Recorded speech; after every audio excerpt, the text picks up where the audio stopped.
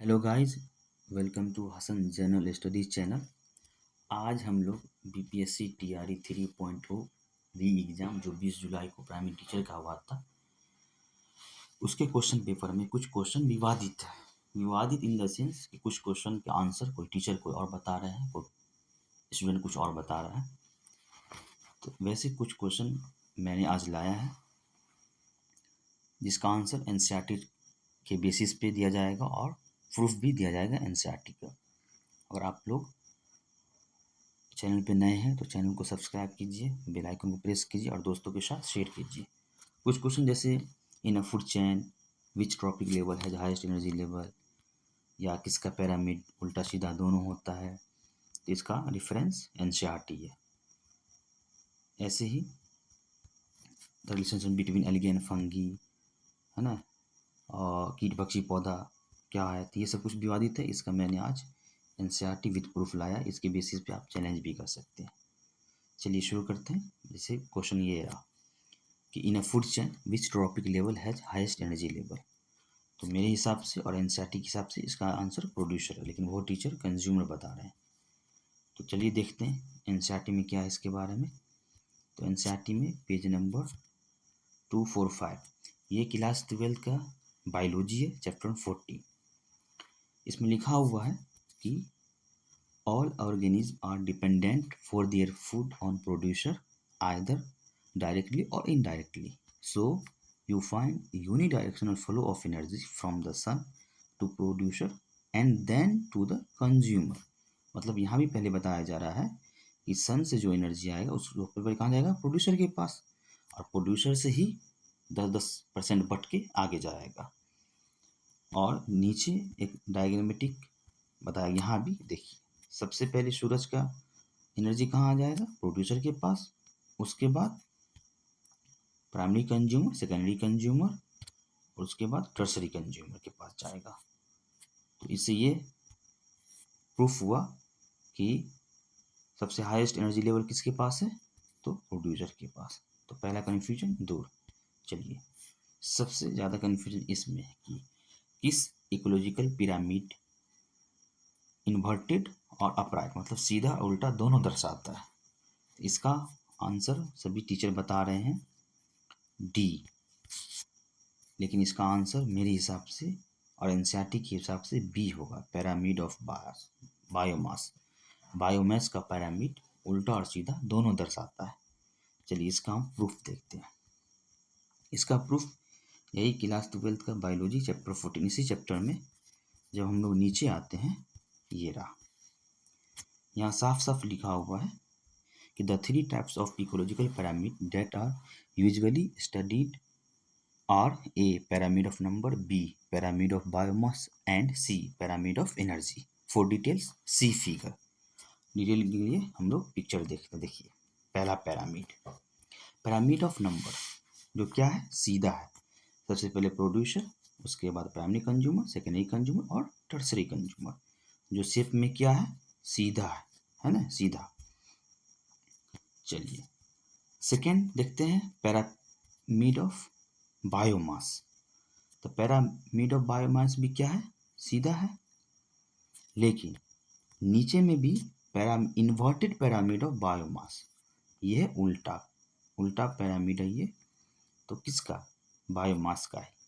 हमने ऊपर में देखा पिरामिड ऑफ नंबर जो सीधा ही है, लेकिन पिरामिड ऑफ मास, बायोमास दोनों शो करता है, इन्वर्टेड भी और सीधा भी। तो इससे ये साबित हुआ कि पिरामिड ऑफ बायोमास उल्टा और सीधा दोनों शो करता है। फिर नीचे देखते हैं pyramid of energy. Pyramid of energy always show सीधा। नीचे देखिए लिखा हुआ है कि in most ecosystem all the pyramid of number of energy and biomass are upright.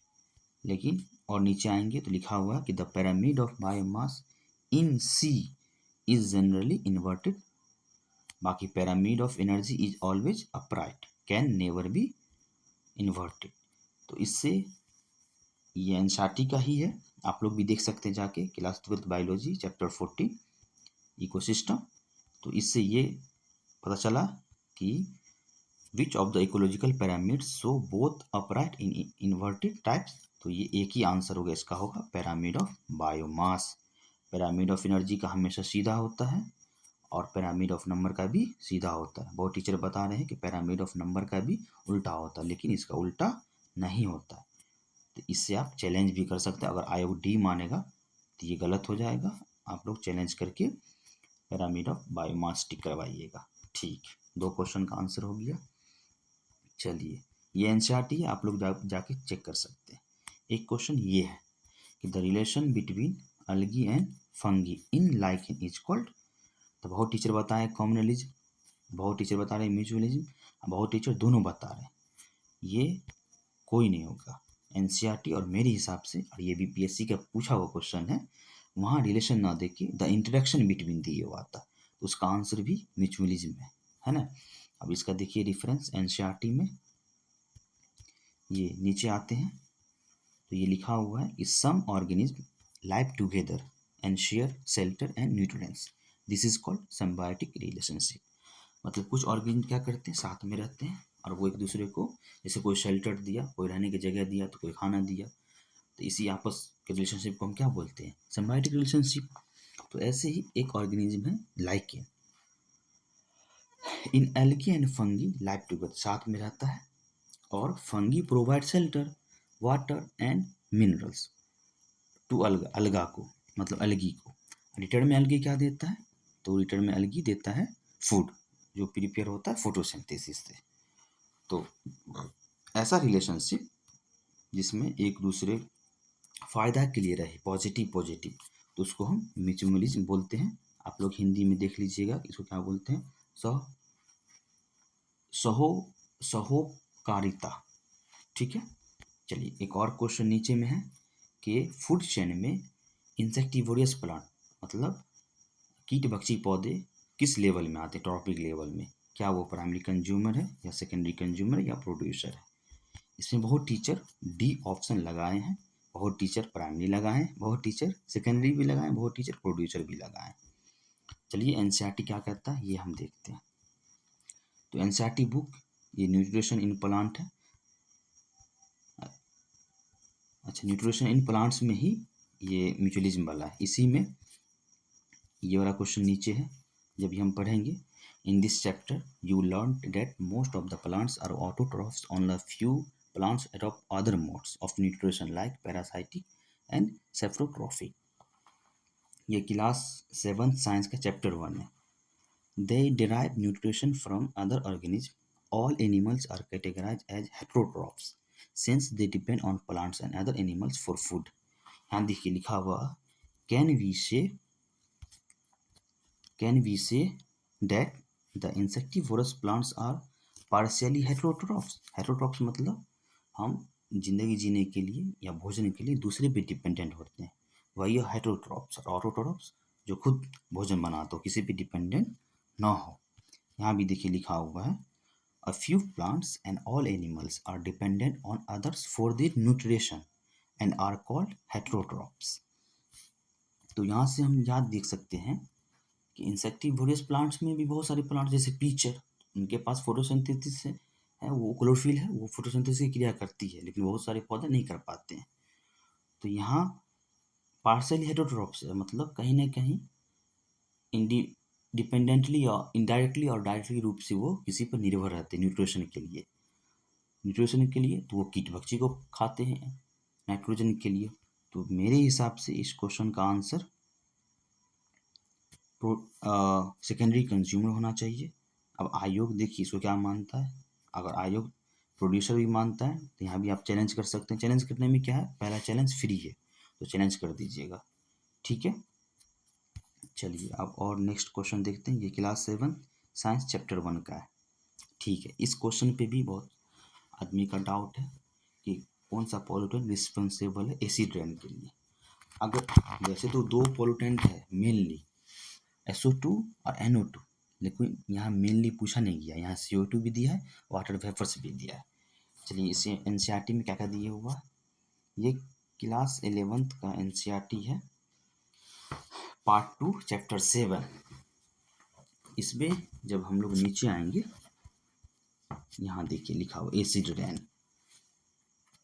We are aware that normally rainwater has pH of 5.6 due to the presence of H plus ions formed by the reaction of rainwater with carbon dioxide present in the atmosphere।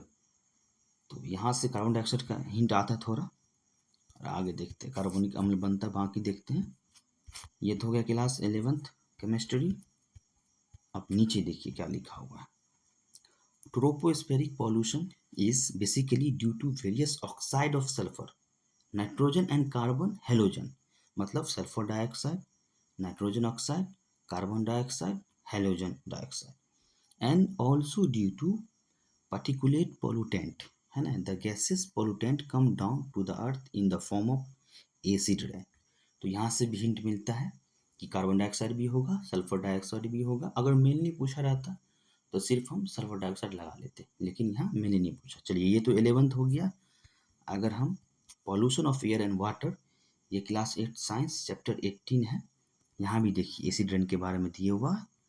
यहाँ देखिए ये पढ़िएगा, case study the Taj Mahal, यहाँ लिखा हुआ है pollutant like sulphur dioxide and nitrogen oxide these gas reacts with the water vapour, है ना, reacts with the water vapor जो ऑप्शन में भी है, present in the atmosphere to form sulfuric acid and nitric acid। कहीं ना कहीं indirectly रूप से इसका भी रोल है वाटर वेपर का। नाइट्रोजन ऑक्साइड और सल्फर डाइऑक्साइड रिएक्ट करता है एटमॉस्फेयर में, मतलब इसके साथ वाटर वेपर के साथ, तो कहीं ना कहीं ये भी रिस्पॉन्सिबल है एसिड रेन के लिए। तो इसका ये यहाँ क्लास 11 का भी हो गया और क्लास 8 का भी हो गया। तो मेरे हिसाब से इसका ऑप्शन डी जाना चाहिए, क्योंकि डी ऑप्शन में है, यहाँ मेनली नहीं पूछा गया है। अगर मेनली पूछा जाता तो हम आंख बंद करके SO2 मारते, क्योंकि दो ही रिस्पॉन्सिबल पोल्यूटेंट मेनली, SO2 और NO2, लेकिन यहाँ पोल्यूटेंट पूछा गया है। तो CO2 भी हो सकता है, वाटर वेपर भी हो सकता है, और SO2 तो है ही, इसलिए मेरे हिसाब से डी होना चाहिए। अब देखिए आयोग क्या देता है। अगर आयोग SO2 देता है तो आप लोग चैलेंज कर सकते हैं। चलिए नेक्स्ट क्वेश्चन। ये क्वेश्चन जो है पूछा हुआ क्वेश्चन है बीपीएससी का। बीपीएससी असिस्टेंट का एग्जाम हुआ था मेंस 31 अगस्त 2023 को। मेरे पास इसका बुकलेट सीरीज डी है, क्वेश्चन नंबर 108 है, उसमें ये क्वेश्चन है। तो इसका डायरेक्ट आंसर डी होगा। आप लोग इस पे चैलेंज कर सकते हैं अगर डी ना दिया जाए, वैसे डी देगा ही। अगर आप लोग के पास है या अरेंज कर सकते हैं तो बीपीएससी असिस्टेंट जो पिछले साल 31 अगस्त को हुआ था, बुकलेट सीरीज मेरे पास तो डी है, उसमें क्वेश्चन नंबर 108 है। इसका आंसर डी होगा। The sonar technique is use to determine the to locate under water hills to locate icebergs the depth of sea. चलिए नेक्स्ट क्वेश्चन ये, निम्न में से बिहार में सबसे पुरानी नदी घाटी परियोजना कौन सी है।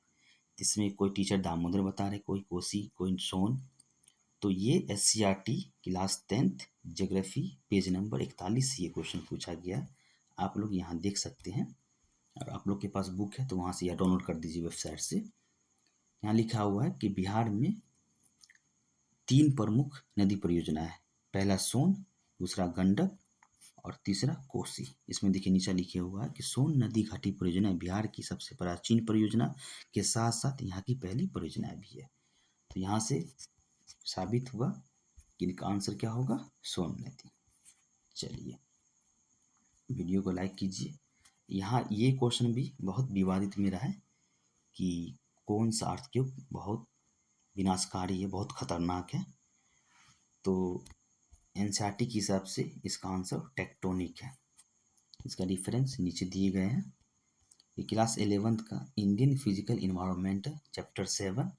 इसमें जब आप नीचे आइएगा तो यहाँ लिखा रहेगा